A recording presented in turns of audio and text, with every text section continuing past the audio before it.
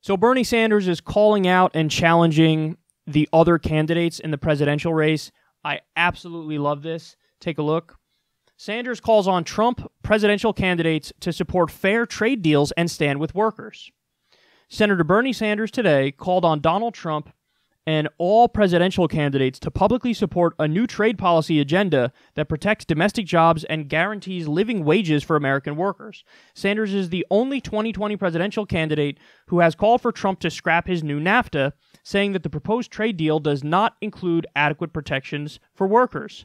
Sanders is calling for all 2020 candidates to support an executive order ending federal contracts to corporations that outsource American jobs. That's awesome. A commitment to renegotiate all of our unfair trade deals to prevent outsourcing of American jobs and raise wages. Again, that's awesome. A promise to avoid appointing trade representatives from Wall Street. Totally agree with that. A pledge to repeal Trump's tax breaks that reward companies for moving their factories overseas. Again, he nailed it. Sanders also committed to label China a currency manipulator and prevent it from dumping artificially cheap products in the U.S. when he is in the White House. So, yet again, this is Bernie Sanders. Basically, we're watching him in real time win the Rust Belt back from Donald Trump. I keep saying it, Bernie Sanders, the issue for him and the hard race for him is the primary. That's the hard part. The hard part is the primary. The easy part is the general.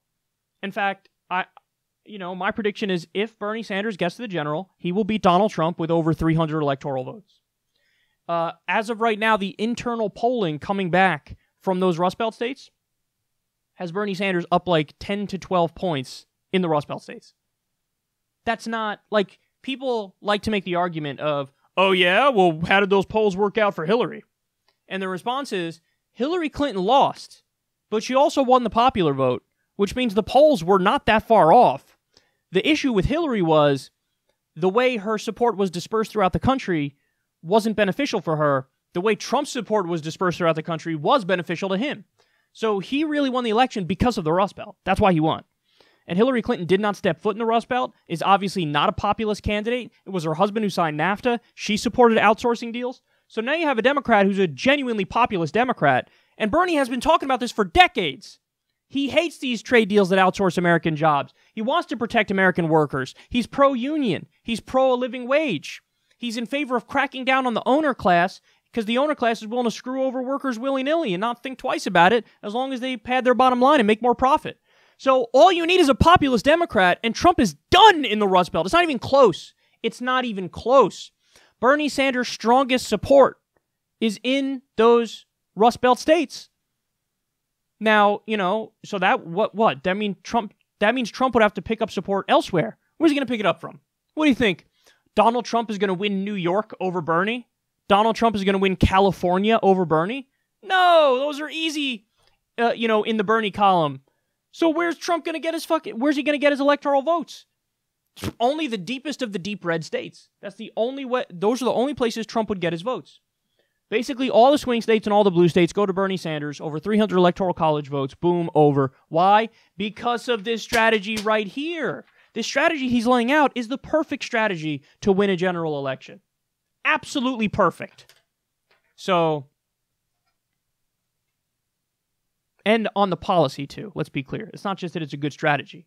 He's substantively correct. And one of the things I'm most excited for is if Bernie Sanders becomes president, do you have any idea how awesome his executive orders are going to be? Oh, it brings a smile to my face just thinking about it. We saw even Obama in his second term, towards the end of his second term, he started signing some great executive orders, freeing all these nonviolent drug offenders, raising wages for federal contractors, like, just all these casually on the way out the door, like, oh yeah, you know what, fuck you, right wing. Here, I'll do a couple decent things on the way out the door. That was Obama, a corporate centrist. What do you think Bernie Sanders would do with executive orders? Ha ha ha ha. Ha ha ha ha. You remember, I went after Trump because Trump had said, oh, I'm going to do this whole Buy American thing. Well, under U.S. law right now, we have the federal government is supposed to only buy American products. But you know what happened? There's a giant loophole where that includes all of our allies, too. So buy American means you could even get products from Israel. The U.S. government could buy products from Israel, and we say, American enough. Bernie Sanders would definitely sign an executive order that says, no, the federal government has to buy actually American. Like, not us and our allies, just us here. And that alone would help U.S. industry, because you're saying everything the federal government buys, and the federal government is big, everything they purchase needs to be made in America. I mean, it's little things like this that really change lives, and change lives for the better in this country.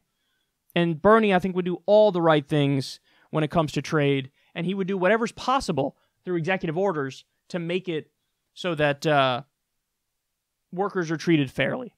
So I love this. I think he should really rub this in everybody's face, not just Donald Trump, but also the other Democratic candidates, and make them step up to the plate, man.